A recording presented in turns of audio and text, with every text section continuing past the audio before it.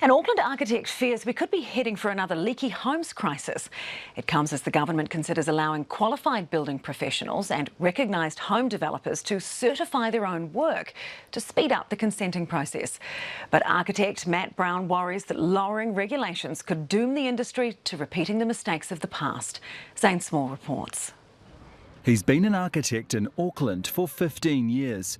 This is one of his latest developments. Experience that's given Matt Brown insight into how disastrous another leaky homes crisis would be.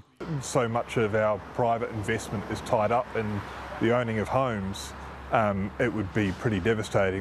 But he worries we could be heading in that direction again, with the government looking at allowing accredited building professionals and recognised home developers to certify their own work on simple builds to help speed up the consenting process. It's not about lowering standards, it's about placing the requirements of the system and the resources to where they're actually most needed. Generally speaking, the removal of regulations has opened up gaps, which has introduced risk to homeowners. So that's the real crux of the concern. Stricter compliance procedures for the building industry were introduced in 2004 in a bid to fix the leaky homes problem that affected tens of thousands of properties. But even after 2 decades, there are still buildings with weather-tight issues, and many of them are right here in Auckland CBD, including this apartment block on Waterloo Quadrant. At this point in time, they'll be selling for well under $100,000. For real estate agents like Scott Dunn, the leaky homes crisis makes selling in the CBD a challenge. A lot of the CBD apartment market was built in the 90s.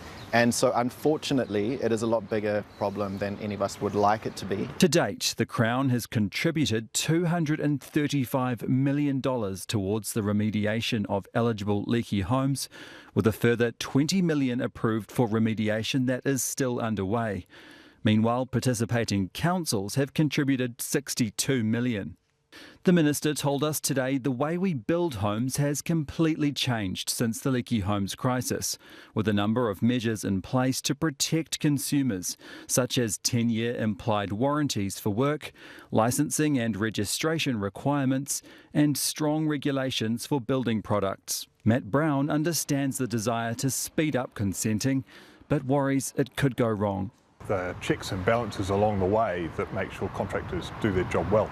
Because the last thing he wants to see is an industry repeat the billion-dollar mistakes of the past. Well, OK, Zane, you've just heard from the Auckland City Council about the number of inspections that are currently being failed. Yes. Auckland Council has told me that while they support the government's aspiration to build more homes, they do have some reservations about pulling back on the number of building inspections, and it's not hard to see why from the data they've provided me. It shows that the council is currently failing 25 to 35% of all building inspections. That's over 50,000 failed inspections a year in Auckland alone. Now, the government argues there will be no reduction in the quality of building work under these proposals because there would be additional safeguards, and those would include strengthened qualification requirements, stricter disciplinary action for incompetence, and a clear pathway for customers to remedy poor work. It's also important to remember that these are just proposals at this stage, and we won't get to see the draft law until next year. 25 to 35% of failing, though, that's a big number. OK, thanks so much, Zane.